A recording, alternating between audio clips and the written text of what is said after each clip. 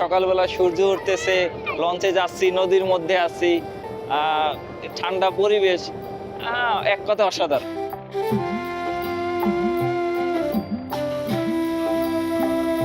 সত্যি এই মনোরম দৃশ্য, এটা চোখে লেগে থাকার মতো, মনে রাখার মতো। কেউ যে লং জার্নি না করে আর এদিকে না আসে, সে বুঝতে পারবে না যে এই মুহূর্তটা কতটা মূল্যবান আর কতটা উপভোগ্য ব্যাপার।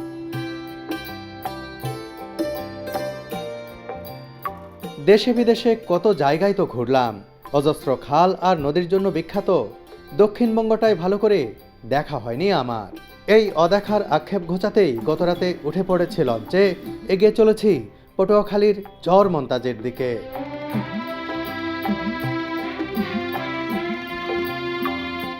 এ যাত্রায় শুধু চরমন্তাজ নয়, পাশের চরহেয়ারকে কেন্দ্র করে এ অঞ্চলে যে অপার সম্ভাবনাময় পর্যটনের বিকাশ ঘটছে তাই তুলে ধরব একে একে।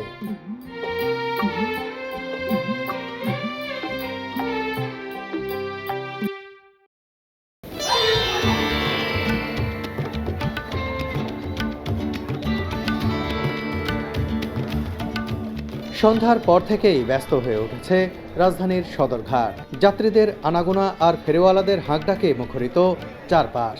সারিবদ্ধভাবে নোঙর করে রাখা লঞ্চগুলো যাত্রীর আগমনে পূর্ণ হতে শুরু করেছে।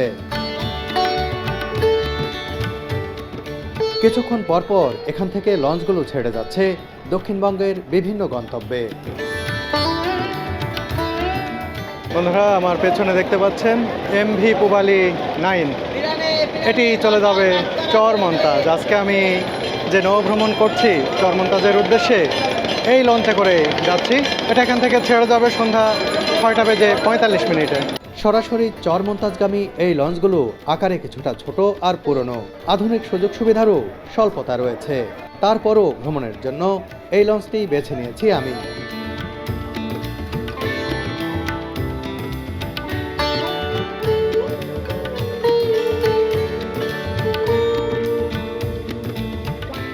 আজকে যে চরমন্তাজে যাচ্ছি, একা যাচ্ছি না, দীর্ঘদিন পর আমার সাথে বিরাজদা আছেন, আমার দীর্ঘদিনের ভ্রমণ সঙ্গী। একসাথে অনেক জায়গা আমরা ঘুরেছি, আবার বিরাজদার সাথে ঘুরতে বের হয়েছি। আর সনি মামা আছে, আমার খুব কাছের মানুষ, আর আমার ডিপার্টমেন্টের বড় ভাই হাবিব ভাই। হাবিব ভাইয়ের আমন্ত্রণে যাচ্ছি। হাবিব ভাই বলছে চল চরমন্তাজ থেকে ঘুরে আসি, আর না করতে পারলাম না। এই লঞ্চে আমরা 3টি কেবিন নিয়েছি, 2টি ডবল বেডের আর একটি সিঙ্গেল। প্রতিটি ডবল বেডের কেবিনের ভাড়া 2000 টাকা আর সিঙ্গেল কেবিন 1000 টাকা। কেবিনগুলো মন্দ নয় মোটেই। হাবিব ভাইয়ের কাছে জানতে চাই, আসলে লোভ তো সামলাইতে পারলাম না, আসলে এই চরমন্তাজ আপনার কাছে কেন ভালো লাগে? চরমন্তাজ আমার যা 4-5 বার গিয়েছি। ওখানে চরমন্তাজে হলো একটা বিখ্যাত কমিউনিটি আছে, মান্তা কমিউনিটি, যারা একবারেই মূল স্রোতের কমিউনিটি থেকে বিচ্ছিন্ন। নদীতে যাদের বসবাস, নৌকার উপরেই বসবাস, নৌকাতেই যাদের জন্ম এবং নৌকাতেই মৃত্যু, এবং ইভেন তো নৌকার মধ্যেই তাদের বিবাহ। তাছাড়া রাঙামালী উপজেলার চরমন্তাজকে ঘিরে কিছু পর্যটন সম্ভাবনা আছে। সেখানে আছে চরহেয়ার, সোনার চর নামক জায়গা, এবং সেখানে দেশি বিদেশি পর্যটকের সমাবেশ ঘটছে ব্যাপকভাবে। এবং অনেক চরহেয়ার নামক একটি ভার্জিন আইল্যান্ড আছে যেখানে, এবং একেবারেই লোকজনের পদচারণা খুব কম। তো সুমনকে এনে আমরা সেখানেই যাচ্ছি। সত্যি আমার খুবই ভালো লাগছে যে এইরকম একটা জায়গায় যাব, তাও একেবারে বরিশালের মধ্যে, পটুয়াখালী পড়েছে চরমন্তাজ। নিশ্চয়ই ভালো লাগবে, এবং আপনাদের জন্য আপনারা যাতে যেতে পারেন, কিভাবে যাবেন সব কিছু কিন্তু এই ভিডিওতে থাকবে। আর চরমন্তাজ গিয়ে আমরা মান্তা কমিউনিটি যেটা আছে সেটা আপনাদের দেখাতে চাই, যাদের জন্ম জলের উপরে, মৃত্যু জলের উপরে। এটা অদ্ভুত জীবন মানুষের। এই দুনিয়াতে এক এক ধরনের মানুষ এক একভাবে জীবনযাপন করে, অনেক কিছু আমাদের জানা হয় না। ঠিক তেমনই এই মান্তা পরিবার বা মান্তা সম্প্রদায় আমার একেবারে অজানা। আমি জানতে চাই, আপনাদের তাদের সম্পর্কে জানাতে চাই।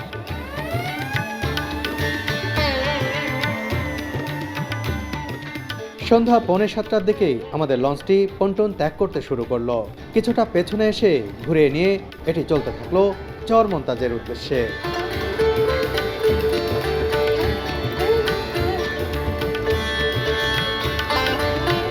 লঞ্চের সার্চ লাইটে বুড়িগঙ্গার বুকে চলাচলরত খেয়া নৌকাগুলো দেখতে বেশ লাগছিল।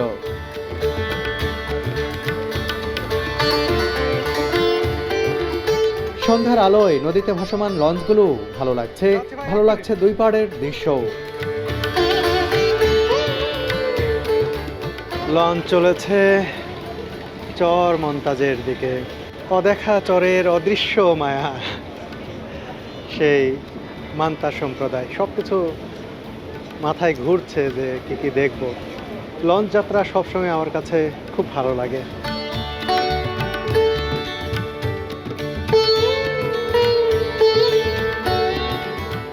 আপনারা ইচ্ছে করলে বিলাসবহুল লঞ্চেও বরিশাল যেতে পারেন। সেখান থেকে বাস যোগে পটুয়াখালীর গলাচিপা থেকে ছোট লঞ্চ, স্পিডবোট কিংবা ট্রলারে চেপে যেতে পারেন চরমন্তাজে। আমাদের এই লঞ্চটি চরমন্তাজে পৌঁছাবে আগামীকাল সকাল 10টার দিকে। এই নৌপথে যাতায়াত তো খুব ভালো লাগে না আপনাদের? ইনশাল্লাহ আমাদের মানে আপনার যদি গাড়ির পথে যায় তাহলে অনেক খরচও যায় বেশি, আবার মানে আপনার দেরিও হয়। আমরা আগে আসতাম মানে আপনার এই নোয়াখালী দিয়া তো এই ফেরি ভাড়া, এখন আমরা ওই দিক দিয়ে আসি না, আমাদের লেটও হয়ে যায়, ভাড়াও বেশি যায়। অল্প সময়ের মধ্যেই আমরা বাবুবাজার ব্রিজটির কাছে চলে এলাম। এই ব্রিজের উপর থেকে তাকালে সদরঘাট খুব সুন্দরভাবে দেখা যায়। আপনারা যারা খুব দ্রুত চরমন্তাজে যেতে চান তারা ঢাকা থেকে সরাসরি বাস যোগে গলাচিপা চলে আসতে পারেন। এই রুটে এসি নন এসি সব ধরনের বাসই রয়েছে, সময়ও খুব কম লাগে।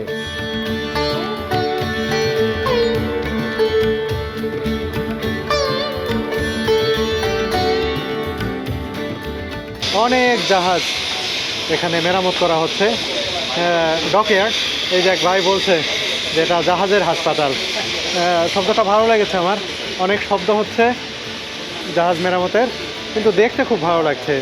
একটু লাইট আছে, আবার এর মধ্যে কুয়াশা কুয়াশা ভাব আছে এই সময়ে।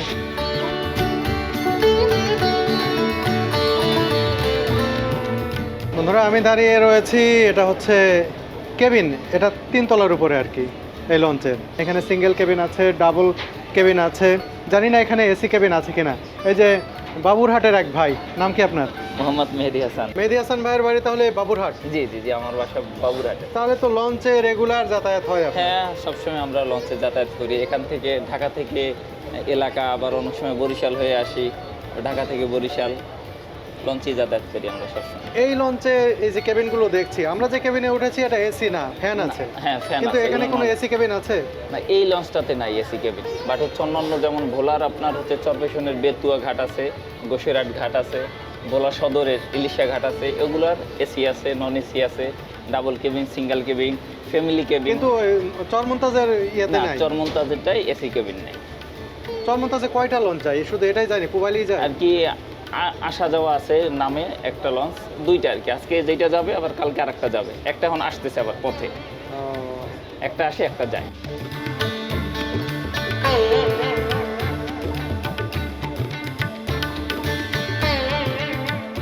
এই যে রুমে আড্ডা চলছে, সনি মামা, বিরাজদা, হাবিব ভাই।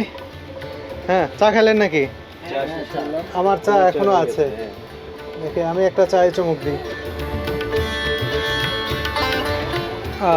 হাবিব ভাই, এই লঞ্চটা বললো যে এই রুটের মানে চরমন্তাজের জন্য ঠিক আছে, কিন্তু এই রুটের ছোট লঞ্চগুলোর মধ্যে একটা কিন্তু পরিপাটি আছে, ভালো আছে, আমার ভালো লাগছে। কিন্তু আমাদের সাথে স্পেশাল গেস্ট ওমর ফারুক ভাই, কিন্তু তাকেই দেখাচ্ছি শেষে তার মাথা ব্যথা করছিল পাশের কেবিনে অনেকক্ষণ। ভাই রেস্ট নিল। ভাই এখন কেমন?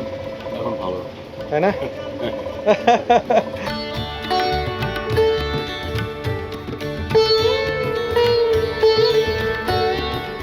এইটা হচ্ছে একটা ডেক, 3 তলা তো, নিচতলা এবং দোতলায় ডেকটা পরিপূর্ণ থাকে।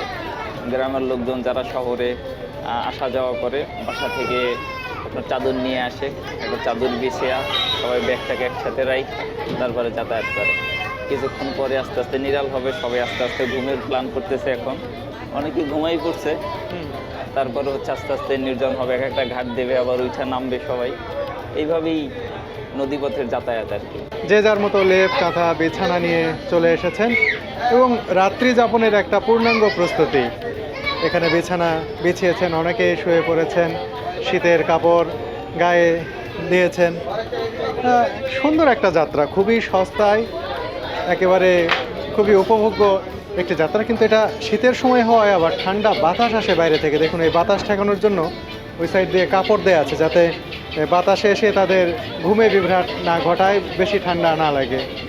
চারিদিক থেকেই বাতাস আসছে, কিন্তু আমার কাছে এই পরিবেশটা, এই আবহাওয়াটা এবং এই যে বিশাল আয়োজন এই লঞ্চের মধ্যে এভাবে থাকার, এটা আসলেই অন্যরকম। এত শান্তিতে ভ্রমণ এটা কল্পনাই করা যায় না, যে একবার ঘুমিয়ে ঘুমিয়ে চলে যাবে। আর শীতের সময় এই সময় কিন্তু ঝড় তুফানের ঝুঁকি নেই।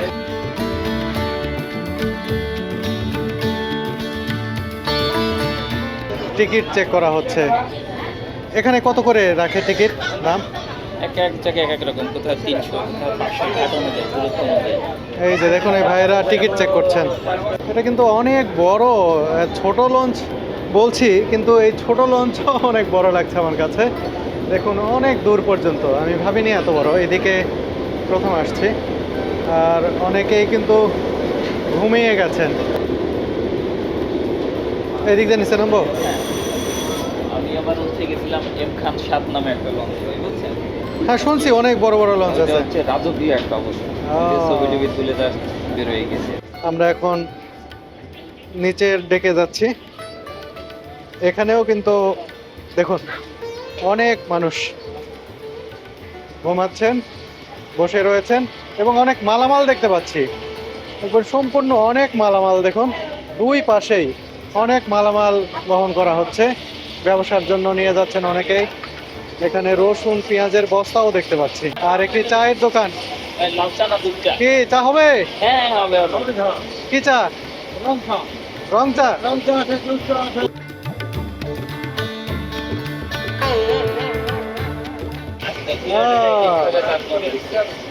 লাল চা, লঞ্চে এসে লাল চা। এই ভাইরা মনে হচ্ছে আমার ভিডিও দেখেন। জি। আপনার বাড়ি কোথায়? আমার বাড়ি গোয়া। আমি আপনার চা খাওয়াছি ভালোর জন্য। হ্যাঁ, তো দাম নেবেন না? না, দাম নেবো না। তো কেন চায়ের দাম নেবেন না? না, আমি আপনার ভালোবাসে খাওয়াইছি। আমার তো আপনি চিনেনও না। না, চেনা লাগবে না, সে ভাই ভাই সব। আমরা ভাই ভাই। আবার বলছে কেক খান। হ্যাঁ, সে আমি ঠিক খান, আমি আমার ভাই হয়ে যাবে। Thank you.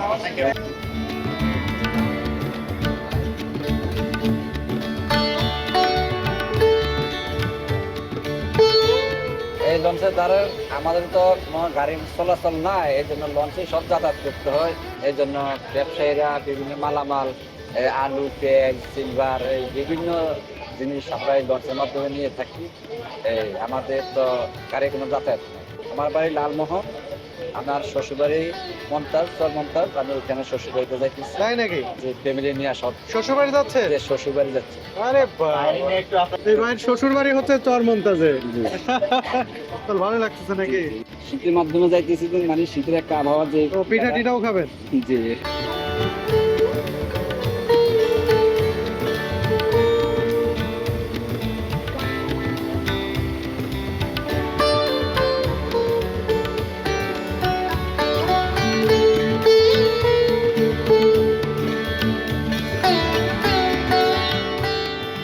রেস্টুরেন্টে চলে এসেছি। এখানে দেখুন ভাত, অনেক বড় একটা পাত্রে ভাত রাখা হয়েছে, আর তরকারিগুলো রাখা হয়েছে এইদিকে, তাই না?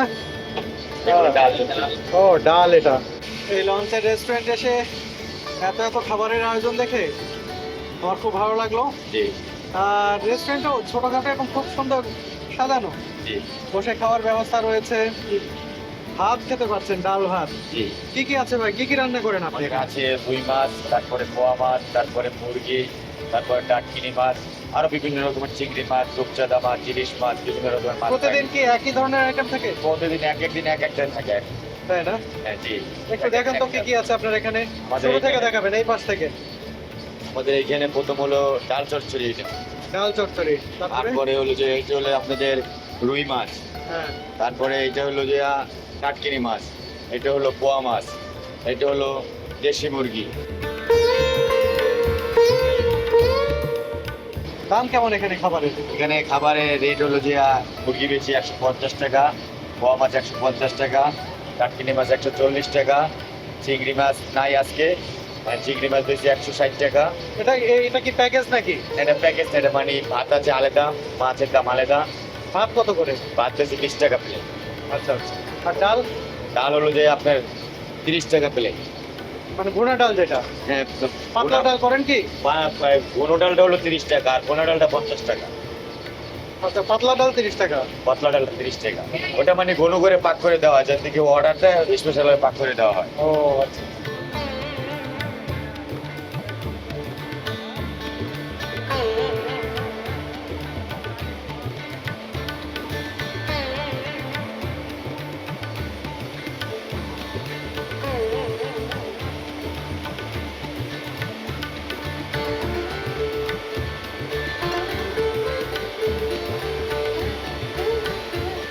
একেবারে লঞ্চের ছাদে যাওয়া যায় এদিক দিয়ে। এখানে অন্ধকার, আশপাশে কিছু দেখা যায় না, নদী আর মাঝে মাঝে লঞ্চ আশপাশ দিয়ে যাওয়া আসা করছে। দেখতে ভালো লাগছে আর ভালো লাগছে এই পরিবেশ এই সময়ে। এখন চাঁদের আলো এরকম নেই, কিন্তু বেশ কিছু তারা আছে। এই ক্যামেরায় কতটা আসবে আমি জানি না, বেশ উপভোগ্য।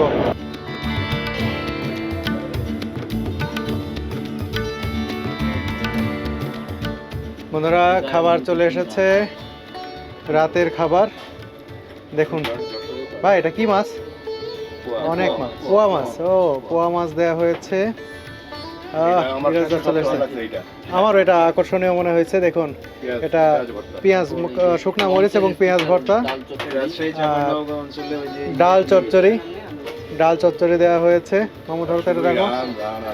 ও, আর এটা রান রান আর রান, ওমর ভাই বলছেন। একেবারে দেখুন মুরগি, চিকেন আইটেম।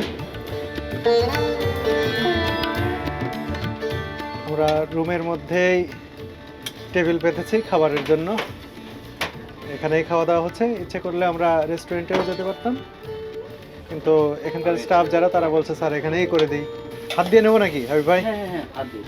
মরিচ দিয়ে শুরু করছি। সনি মামা যেটা বলছিলে না ওমর ভাই, তো সবচেয়ে আকর্ষণ, তো সে আকর্ষণীয় মরিচ পেঁয়াজ ভর্তাটাই নিলাম। একেবারে নতুন পেঁয়াজ আর পোড়া মরিচ, সরিষার তেল, লবণ। সত্যি ডাল চচ্চড়ি দেন তোমার ভাই একটু। একেবারে তো কি বলবো, জমে গেল। দেখে ডালের সাথে একটু মরিচটা নিয়ে নিলাম।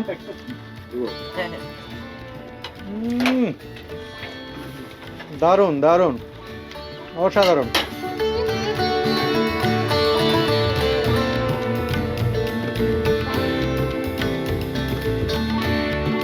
পোয়া মাছ দেয়া হচ্ছে, দেখি। আরে বাবা, এই এক মাছ খেলেই তো একেবারে পেট ভরে যাবে। অনেক বড় মাছ, প্রত্যেকটাই সিনিয়র, কোনো জুনিয়র নেই। সব বড় মাছ। হাই হাই, আগে টান সরবরাহ করেন। দেখি, পোয়া মাছটা অনেক আগে আমি বাড়িতে রান্না করার জন্য কিনেছিলাম। না না, এরপরে কেন কেন অনেকদিন পরে খাচ্ছি। রান্নাটা চমৎকার, অনেক ভালো লাগছে মাছটা। নৈশভোজের পর রাতের নদীতে লঞ্চ চলাচলের দৃশ্য উপভোগ করলাম খানিক। এরপর কেবিনে গিয়ে পাড়ি দিলাম ঘুমের দেশে।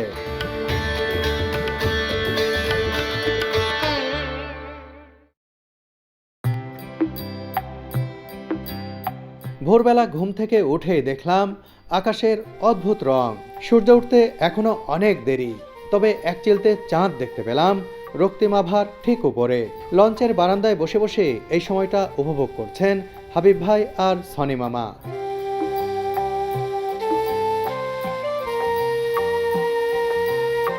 কুয়াশামাখা প্রভাতের আবছা আলোয় নাম না জানা নদীর অচিন ঘাটের কাছে এলো লঞ্চটি। আগে থেকেই ঘাটে অপেক্ষা করছে বেশ কিছু যাত্রী।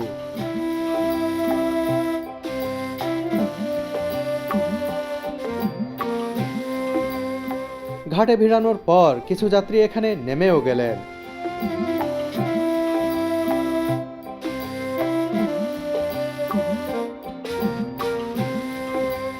এ সময় কেউ কেউ বারান্দায় বসে আদায় করছেন ফজরের নামাজ।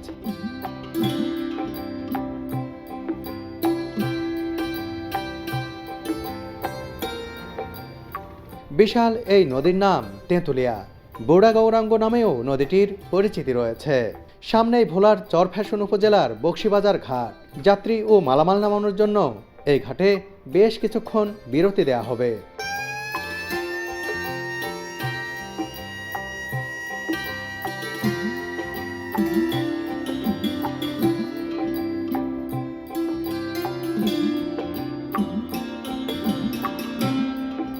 বন্ধুরা, বকশীবাজার ঘাটে বেশ কিছু যাত্রী নামলেন।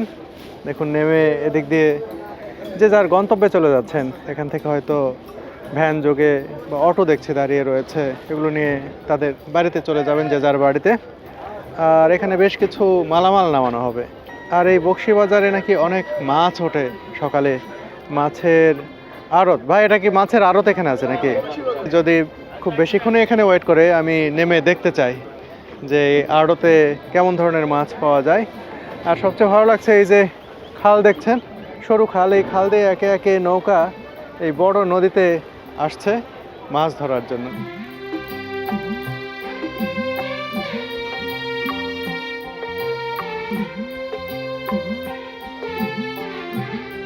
বকশীবাজার ঘাটে মালামাল নামছে তো নামছে, এরই মাঝে গ্রামের পেছন থেকে উঁকি দিল সকালের লাল সূর্য।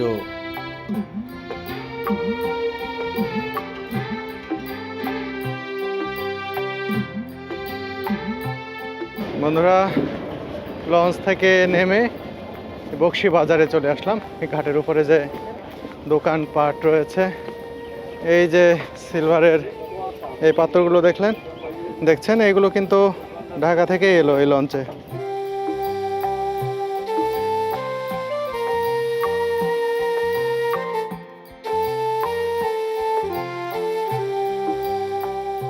সকাল সকাল ঘাটের পাশে একটি রেস্টুরেন্ট, এই রেস্টুরেন্টে গরম গরম পরোটা ভাজা হচ্ছে। দেখতেই ভালো লাগছে, খেতেও নিশ্চয়ই ভালো লাগবে। বলছে খাবেন নাকি? ভালো নাকি পরোটা এখানকার? ভালো পরোটা এখানে? ভালো ভালো, তাই না? এই আপনি চা খাওয়াইছিলেন না? না না না না না না, উনি আবার বলছেন যে পরোটা খাবেন নাকি।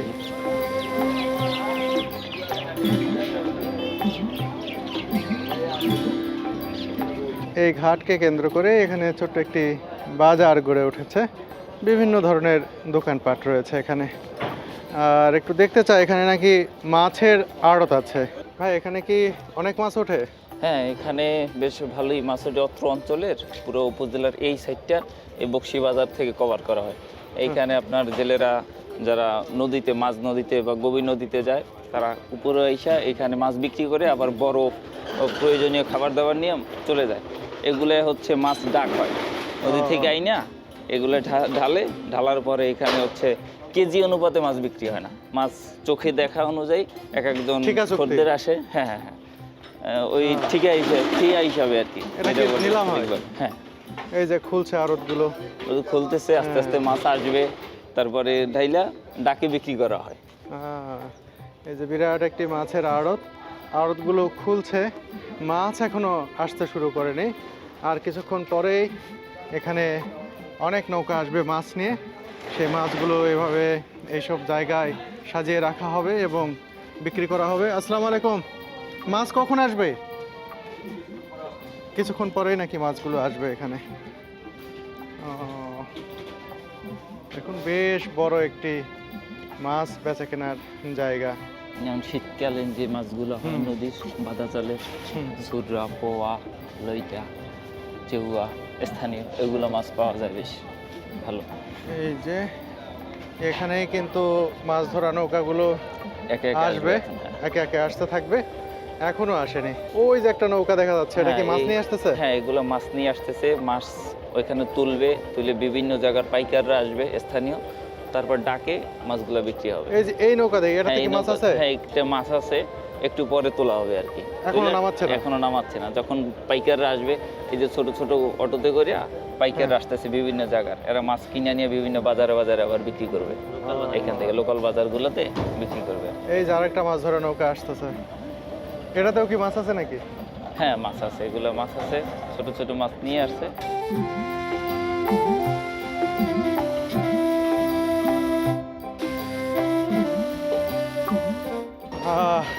লঞ্চ সাইরেন দিচ্ছে, তার মানে আমাদের যেতে হবে।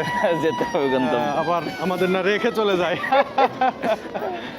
যাই হোক, ভালো লাগলো, অল্প একটু সময় ঘুরলাম। আর এই যে পরোটার দোকান, হাতে সময় থাকলে পরোটা খেতাম, খুব ভালো লাগছিল দেখতেই। এই যে আমাদের লঞ্চ কিছুক্ষণের মধ্যেই হয়তো ছাড়বে, যেহেতু সাইরেন বাজানো হচ্ছে।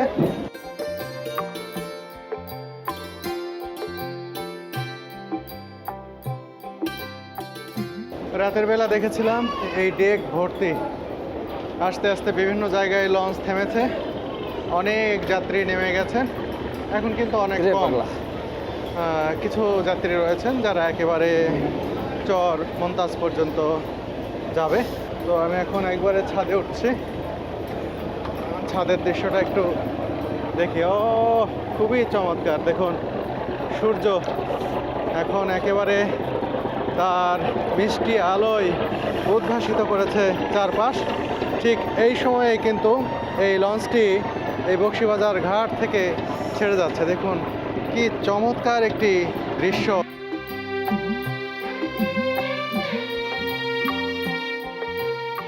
খুবই সুন্দর লাগছে, দেখুন সকালের মিষ্টি আলো, এই শীতের সকালের এইরকম মিষ্টি রোদ, খুবই চমৎকার লাগছে। এই গ্রামীণ জনপদ মনে হচ্ছে থেকে যায় কিছুক্ষণ, কিন্তু হাতে তো সময় নেই, আমাদের যেতে হবে চর মন্তাজ। মালামাল ও যাত্রী ওঠানামা শেষে বকশীবাজার ঘাট থেকে আবারও চলতে শুরু করলো লঞ্চটি। এই মুহূর্তটা সত্যিই মোহনীয়। চর মন্তাজ ভ্রমণে না এলে এই দৃশ্য দেখা হতো না আমার।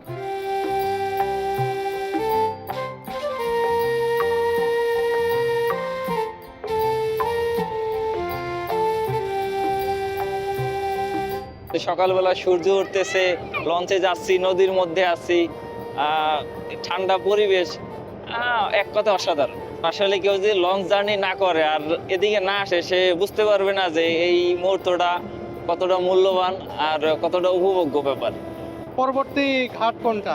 পরবর্তী হচ্ছে বাবুরহাট লঞ্চ ঘাট, ওইখানে ঘাট দিবে। হ্যাঁ, আপনি মনে হয় ওখানে হ্যাঁ, আমি ওইখানটাতে নামবো, আমার বাসা ওইখানেই। নেমে কোথায় যাবেন? আমি নেমে হচ্ছে লঞ্চ ঘাট থেকে আমার বাসা যাইতে কত 5 মিনিট লাগবে আর কি, বাজারের সাথে আমার বাসা। তাই না? হ্যাঁ, এইটা পড়ছে হচ্ছে আপনার নজরুলনগর ইউনিয়ন। এখানে দেখছি যে ইয়া বাঁধাই করা হ্যাঁ, একেবারে, এটা হচ্ছে আপনার হচ্ছে নদী বাঁধা হয়েছে, ব্লক ফালানো হয়েছে। বকশী ঘাট থেকে বাবুরহাটে টোটাল ব্লকগুলো রং করে দেওয়া হয়েছে। এখানে বিভিন্ন বিকেল বেলা বিশেষ করে অনেক দর্শনার্থী আসে, আইসে তারা আড্ডা দেয়, ছবি তোলে, ছোট ছোট ফুচকা চটপটির দোকান বসে আশপাশে। একটা ঘোরার জায়গা বিকেল বেলা, কারণ তখন সূর্যটা পশ্চিমে থাকে আর ব্লকগুলো তখন বেশি কালারফুল মনে হয়, সুন্দর লাগে আর কি। তো সকালে উঠে তো খুবই রিফ্রেশিং। ঢাকায় তো আমরা থাকি, খুবই দূষিত বাতাস, এখানে একদমই ফ্রেশ এয়ার, নদীর বাতাস এবং এরকম মানে নির্মল বায়ুতে অনেক দিন পরে আসলাম আর কি, খুবই ভালো লাগছে। এই যে দেখতেছি বহুদিন পর সকাল, সূর্য, গ্রাম বাংলার নির্মল প্রকৃতি, নদী, এটাই আমাদের বাংলাদেশ।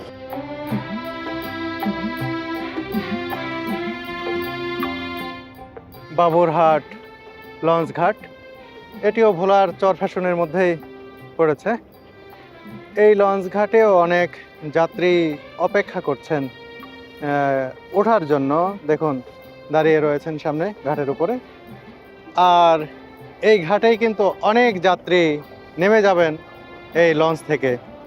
বাবুরহাটের অনেক যাত্রী রয়েছে, কয়েকজনের সঙ্গে আমার কথা হয়েছে, তার মধ্যে একজন হচ্ছেন মেহেদি হাসান ভাই, তিনি তো এখানেই নেমে যাবেন, আশপাশেই কোথাও তার বাড়ি, এই আশপাশেই, বললো 5 মিনিটের হাঁটার পথ।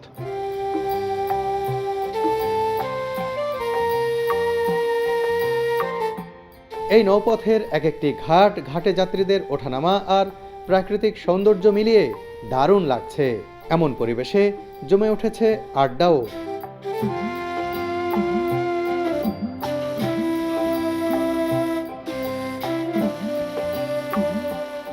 বন্ধুরা, কন্ট্রোল রুমে চলে এসেছি, মাস্টার ব্রিজ বলা হয়।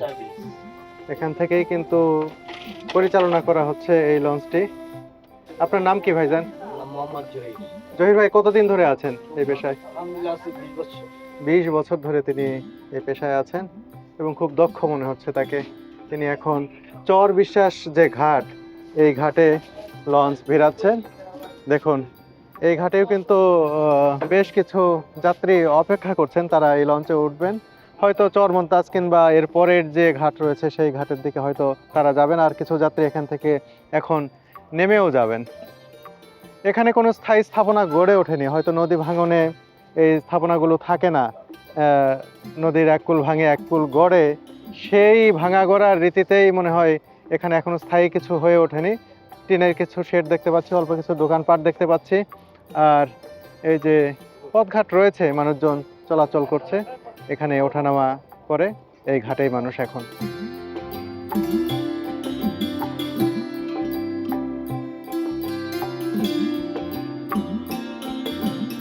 চর বিশ্বাস ঘাটে লঞ্চ থেকে মানুষজনের ওঠানামা এবং এখান থেকে চলে যাওয়ার দৃশ্যগুলো দেখতে আমার খুবই ভালো লাগলো। এখনো দেখুন এই যে মোটরসাইকেলে করে তারা চলে যাচ্ছে নিজের গন্তব্যে।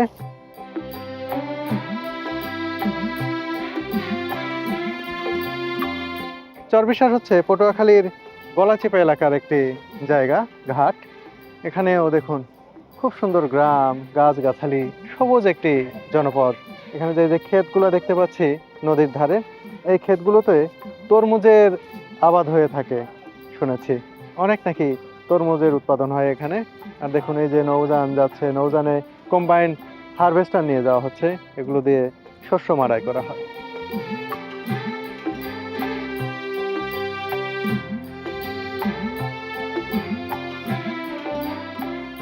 চর বিশ্বাস থেকে রওনা দেওয়ার কিছুক্ষণ পর চোখের সামনে ধরা দিল উপকূলীয় বনাঞ্চল। ঘন বৃক্ষের এই বনের ধার দিয়ে চলতে বেশ ভালো লাগছে।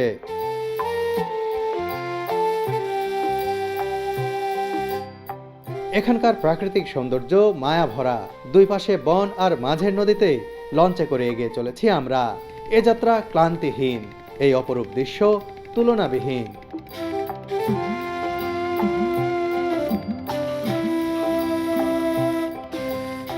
অবারিত সৌন্দর্যের মাঝে চলতে চলতে এবার আমাদের লঞ্চটি নোঙর করছে পটুয়াখালীর রাঙ্গাবালী উপজেলার গোয়েনখালী ঘাটে।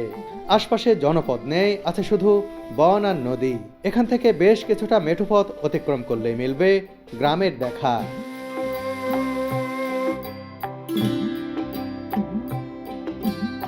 ঘাটের চিরাচরিত দৃশ্যের দেখা মিলল এখানেও।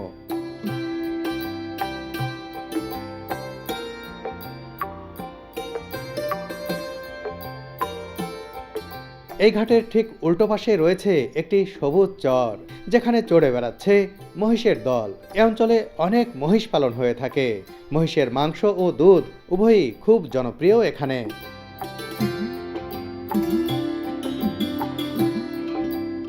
এই ভ্রমণে এসে দক্ষিণবঙ্গের অপরূপ প্রকৃতি ভিন্নভাবে দেখার সুযোগ হলো। আপনারাও ইচ্ছে করলে ভ্রমণ করতে পারেন চরমন্তাজের এই নৌপথে। শুনেছি চরমন্তাজের পাশের চরহেয়ারকে কেন্দ্র করে এখানে বিকশিত হচ্ছে ট্যুরিজম। এখানে কিভাবে আসবেন তা আমি আগেই জানিয়েছি, তবে কোথায় থাকবেন, কোন কোন জায়গা দেখবেন, তার সব কিছুই আমি আপনাদের জানাবো। এমন একটি জায়গায় এসেছি, আশপাশে কয়েকটি চর, চরমন্তাজ সহ কয়েকটি চর, আর এই জায়গাতে এসে মিলিত হয়েছে 5টি নদী। এটাকে আগুনমুখা বলা হচ্ছে কেন? বা এই নদী আগুনমুখা হলো যে কয়েকটা নদীর হলো এখানে মিলনস্থল। এরপরে আর আমরা নদী পাবো না, আমরা একবারেই সমুদ্রের কাছাকাছি চলে আসছি এবং সাগরে এসে পড়ে গেছি। এবং এরপরে আমরা শুধু সাগর বঙ্গোপসাগর আমরা দেখতে পাবো। এবং আগুনমুখার হলো বিশেষত্ব আছে যে বর্ষাকালে এটা খুবই ভয়ঙ্কর হয়ে ওঠে এবং এখানে সবগুলো নদীর মিলনস্থল হওয়ার কারণে এখানে স্রোতটা ঘুরতে থাকে ঘূর্ণন হয় এবং উপর থেকে পানিটা এখানে নেমে আসে। এখানে বিভিন্ন চরের মিলনস্থল, চর কাজল আছে, গোইন চর আছে।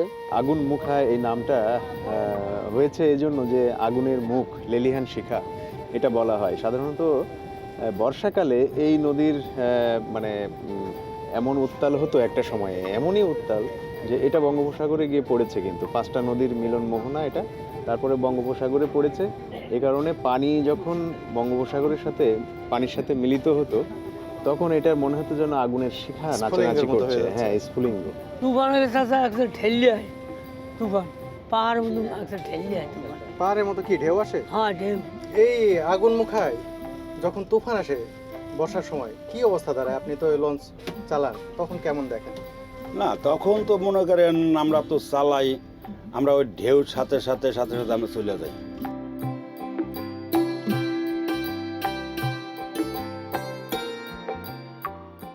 আমরা একবারে চরমন্তাজের ঘাটের কাছাকাছি চলে আসছি। একবার আমরা হয়তো সাগরের কাছাকাছি, একবারেই চরমন্তাজ আমার হাতের বাম পাশে দেখতে পাচ্ছ যে চরমন্তাজ এইটা ঘাট। এই ঘাটেই আমাদের লঞ্চের একবারে শেষ যাত্রাস্থল, তারপরে আমরা চরমন্তাজ দেখতে পাবো। আর আমার পিছনে একবারে দেখা যাচ্ছে এরা হলো মান্তা কমিউনিটি। এই যে পতাকা জলে নৌকাগুলো। এই যে লাল নীল সবুজ হলুদ পতাকা যেগুলো দেখা যাচ্ছে, মান্তা কমিউনিটি, মান্তা সম্প্রদায়। এদের নৌকাতেই বসবাস, নৌকায় জন্ম, নৌকায় মৃত্যু, নৌকাতেই বিয়ে, এবং এদের সন্তানদের যখন বিয়ে দিয়ে দেয় যুবক যুবতীদের, আমি শুনেছি, তাদের সঙ্গে গল্পও করেছি যে ছেলে মেয়েদের বিয়ে দেওয়ার পর তাদেরকে আলাদা আরেকটা নৌকা দিয়ে দেয়, সেখানে তারা নতুন করে সংসার পাতে। এরা হলো নদী থেকে মাছ ধরে জীবিকা আরোহণ করে, এবং এদের আলাদা সংস্কৃতি আছে, কৃষ্টি আছে, কালচার আছে, এবং এদের মান্তাদের নিজেদের গান আছে।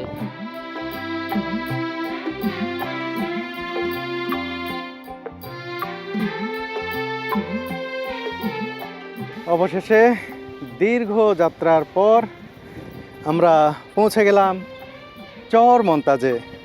কালকে সন্ধ্যা 6:45 রওনা দিয়েছিলাম ঢাকার সদরঘাট থেকে, আর আজকে সকাল 10:15 চরমন্তাজে পৌঁছালাম। এই নৌ রুটের শেষ গন্তব্য এটাই। এরপরে যদি এদিক দিয়ে সামনের দিকে চলে যান পড়বে সাগর, আর কোনো নদী নেই। আর চরমন্তাজের ঘাটে কিছুক্ষণের মধ্যেই ভিড়বে এই লঞ্চটি। দেখুন এখানেও বেশ কিছু মানুষজন অপেক্ষা করছেন, গাড়ি ওইদিকে অনেকগুলো অপেক্ষা করছেন যে যাত্রীরা নেমে গাড়িতে করে যাবে, মালামাল নিয়ে যাবে, সেই মানুষজন এখানে রয়েছেন আর কি।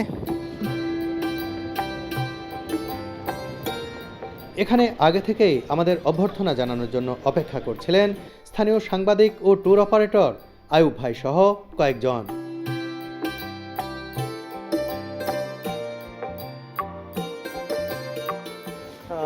আমরা ধীরে ধীরে নামতেছি চরমন্তাজে।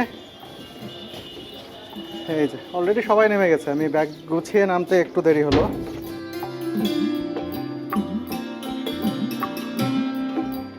এখানে আমাদের ঘুরে দেখানোর জন্য অনেকে এসেছেন।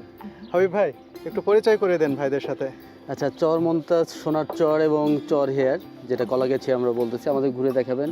আমাদের সঙ্গে রমেশ ভাই আছেন, উনি একটা এনজিওর প্রতিনিধি হিসেবে আছেন, সিডিএসসি। তারপর আমাদের সঙ্গে রাজীব আছেন, রাজীব ট্যুরিজম নিয়ে কাজ করে, ঢাকা ইউনিভার্সিটি ট্যুরিজম ম্যানেজমেন্ট থেকে পড়াশোনা করা, ও উপকূলীয় ট্যুরিজম নিয়ে দীর্ঘদিন ধরে কাজ করছে। আর আয়ুব ভাই একবারেই আমাদের স্থানীয়, উনি হলো সাংবাদিক, পাশাপাশি উনি ট্যুর অপারেটর গ্রুপের সঙ্গে জড়িত, এবং উনি চরগুলোর খুঁটিনাটি সব কিছু জানেন, এবং উনি আমাদের সঙ্গে এই সম্পূর্ণ ট্যুরের মধ্যে থাকবেন এবং ঘুরে ঘুরে আমাদের দেখবেন। এখানে একটা ট্যুরিস্ট ম্যাপ রয়েছে, বিভিন্ন ধরনের ইনফরমেশন রয়েছে। এখানে কি কি রয়েছে, কোথায় কোথায় যেতে পারেন, কোথায় থাকতে পারেন, সব কিছুই কিন্তু এখানে দেয়া রয়েছে। দেখুন চর হেয়ার সমুদ্র সৈকত, তার সম্পর্কে বর্ণনা রয়েছে। এখানে সোনার চর, এখানে হোমস্টে সার্ভিস কী কী রয়েছে, ইকো কটেজ।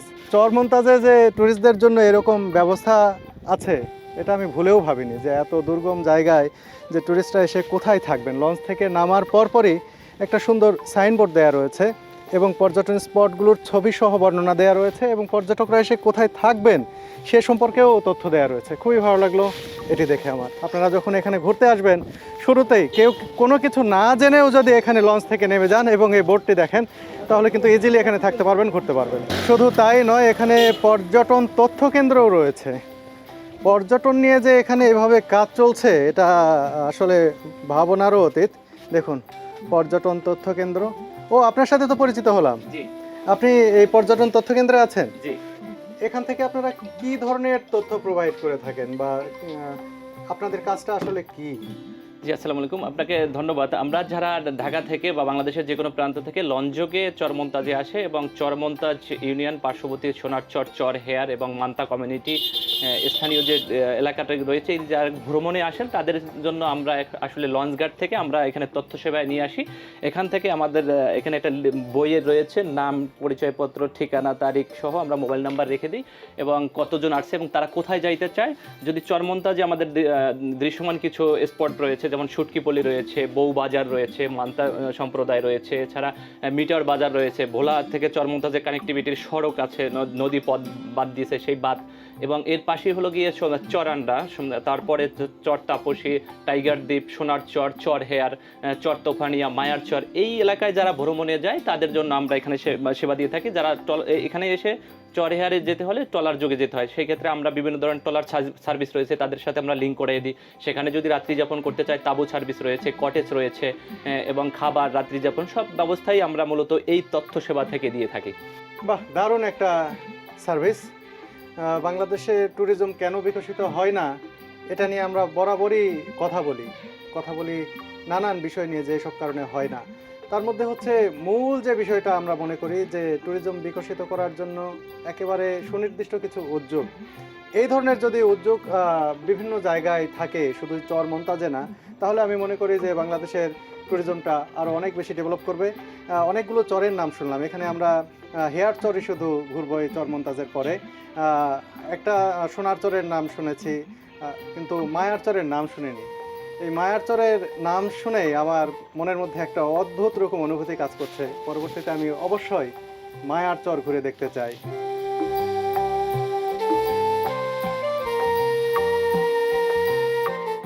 প্রায় 111 বছর আগে 1914 সালে মানে ব্রিটিশ আমলে তৎকালীন পটুয়াখালী মহকুমার গলাচিপা থানায় কর্মরত ছিলেন সরকারি কালেক্টর অফিসার মমতাজ উদ্দিন আহমেদ। সরকারি কাজে সমুদ্রপথে ভ্রমণের সময় একবার তিনি ভয়ঙ্কর সাইক্লোনের মুখে পড়েন। নিয়ন্ত্রণ হারিয়ে 2 দিন ধরে ভেসে বেড়ানোর পর নৌকাটি ভিড়ে নতুনভাবে জেগে ওঠা এই চরটি দেখে তিনি অভিভূত হয়েছিলেন। পরে এই চরের সম্ভাবনা নিয়ে একটি সার্ভে রিপোর্ট তৈরি করে তৎকালীন বরিশালে কর্মরত ব্রিটিশ আইসিএস কালেক্টর FW স্ট্রংয়ের কাছে জমা দেন। তার সাহস ও দূরদৃষ্টি দেখে ব্রিটিশ কালেক্টর এই নতুন ভূমির নাম রাখেন চর মমতাজ। কালের বিবর্তে লোকমুখে কিছুটা বিকৃত হয়ে নামটি এখন চর মমতাজ নামেই প্রতিষ্ঠিত।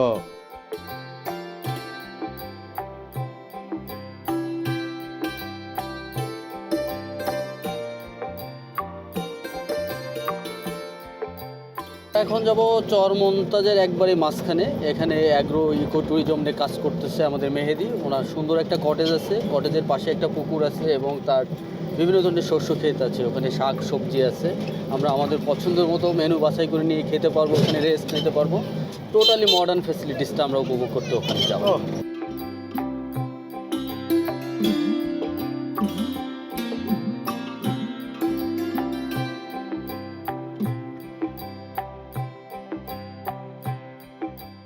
এটা হচ্ছে চর মমতাজ বাজার, নতুন বাজার।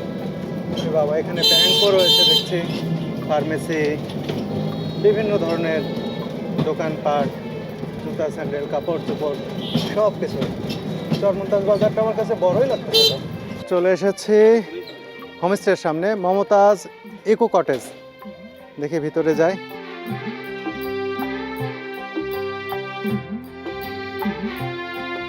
নাস্তা করছি এই কটেজে এসে। পরোটা রয়েছে, এই যে দেখুন পরোটা, ডাল সবজি, ডিম। ডাল সবজিটা খুব মজার।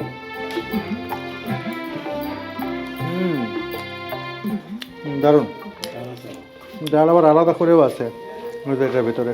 নাস্তা করলাম, আর এই কটেজের চারপাশেই এই যে বিভিন্ন ধরনের শাক সবজির ক্ষেত রয়েছে।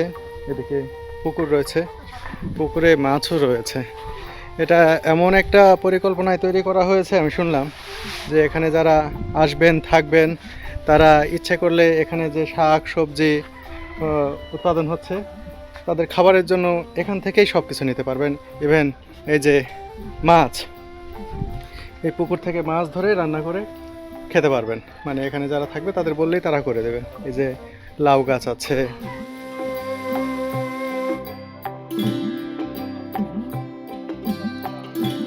বন্ধুরা, পরের পর্বে দেখবেন জলে ভাসমান জনগোষ্ঠী মান্তাদের জীবন।